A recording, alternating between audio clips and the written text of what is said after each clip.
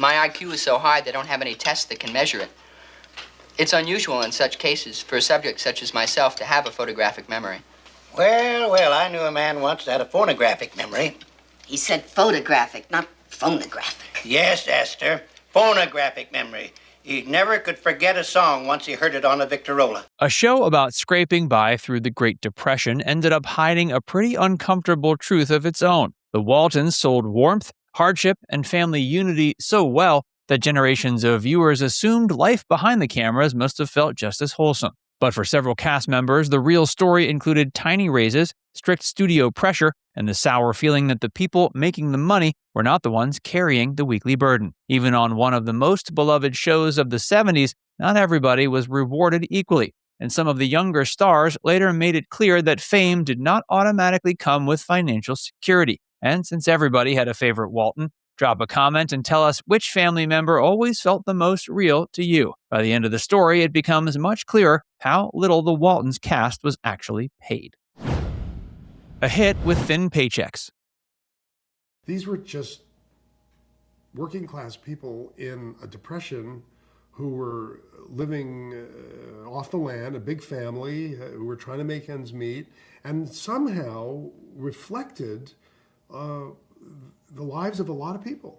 And certainly people who had lived through the Depression, who at that time were moms and dads and grandmothers and grandfathers. The strange part is that The Waltons was not some forgotten little series that barely found an audience. It was one of the most watched shows on television and ran for 9 seasons. Viewers welcomed the Walton family into their homes every week. That kind of success usually makes people assume the cast must have been set for life. For some of the adult stars, the money was certainly better, but for several of the younger actors, the story was very different. Eric Scott, who played Ben, later said flatly that they did not get rich from the show. That line cuts through decades of cozy nostalgia in a hurry. It tells you the fame was real, but the rewards were much more uneven. The gap between what audiences imagined and what the younger cast actually experienced became one of the biggest behind-the-scenes revelations. A series built on sincerity ended up leaving some of its own performers feeling shortchanged. Pressure on the kids. If I live to be a man in this family, it's going to be a miracle. You had no business going in there in the first place. I know you're upset. Look, she took it and she sold it. And I don't know why you didn't just stab me in the back with a dagger. Tom boy, she didn't mean to sell it. I didn't, but I'm sorry. Here. What's that? That's what Vernie gave me for the whole pile of junk.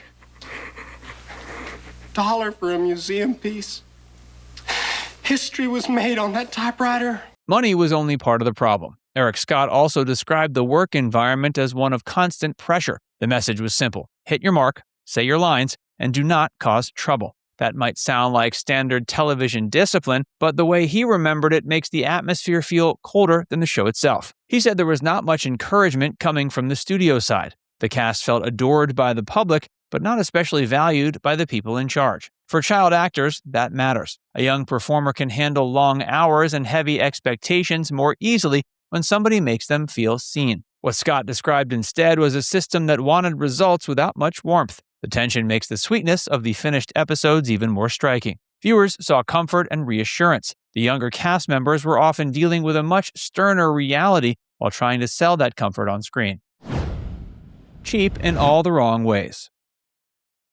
It was tedious for me to be pouring coffee, they wanted me in the shot. Earl said, "We want you in the shot," but essentially they didn't give me anything to chew on. So I'd had enough. I wanted to move on. Stories about Laura Marr's stinginess became part of the cast's own dark humor. Michael Learned joked that the studio was so cheap, its idea of a party was 1 can of beer and 13 straws. It's funny, but only because the feeling behind it was so real. Judy Norton shared one of the clearest examples. Michael Learned had received a large flower arrangement from the producers, and she was upset that the younger cast got nothing. These were kids who had given years of their lives to the show. After she pushed back, the children reportedly received a muffin basket with only a few muffins in it. That detail says more than a polished press statement ever could. It almost sounds comic, yet it feels a little insulting. Mary McDonough later said she truly understood how frugal the production had been when she worked elsewhere. She compared her experience on another project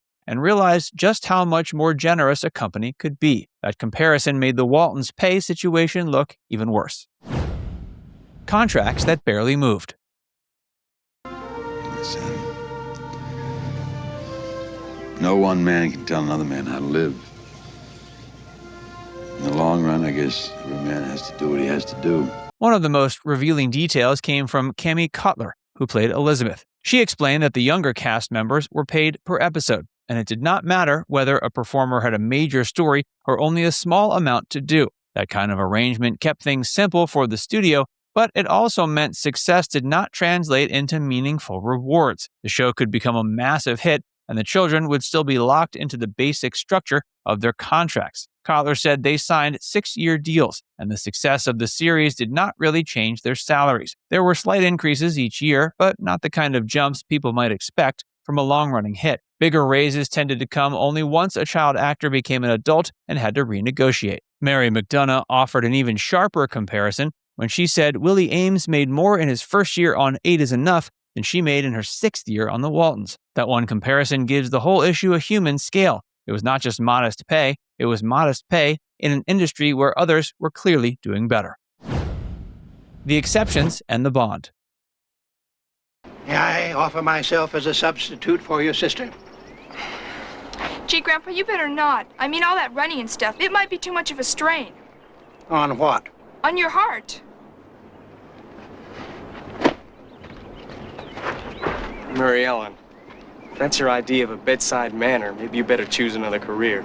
Not everyone on the show was in exactly the same position. Richard Thomas, as John Boy, was the focal point of the series, and he, along with Michael Learned and Ralph Waite, appeared to have been treated better than many of the younger cast members. Ralph Waite was reportedly earning a very strong weekly salary by the late 1970s, and he himself even described it as obscene. So this was not a case where every single person on the show was scraping by equally. The imbalance inside the cast is part of what makes this story so interesting. Even so, the cast's affection for one another seems to have been genuine. Michael and Ralph had enough chemistry to briefly consider dating in real life, though they quickly realized it was not meant to be. The warmth that audiences saw between Olivia and John was not entirely manufactured. Judy Norton also said Ralph credited the show with helping him face his alcoholism. Sitting at that kitchen table with the children made him feel like a fake, and that pushed him towards sobriety. So while the studio may have been cheap and unappreciative, the human connections inside the cast were often the exact opposite.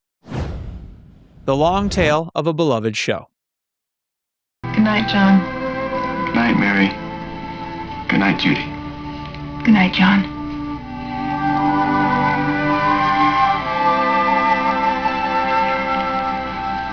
Good night.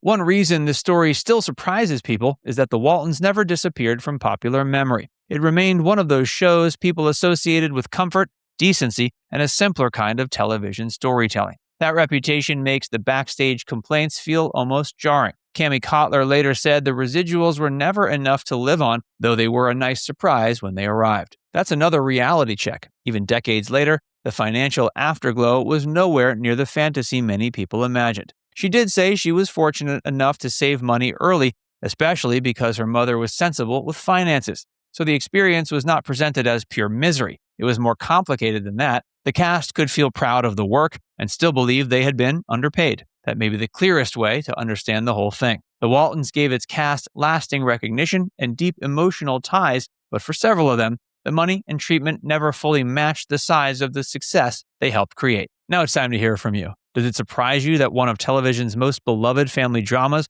left some of its younger stars feeling underpaid and overlooked? Let us know in the comments section below.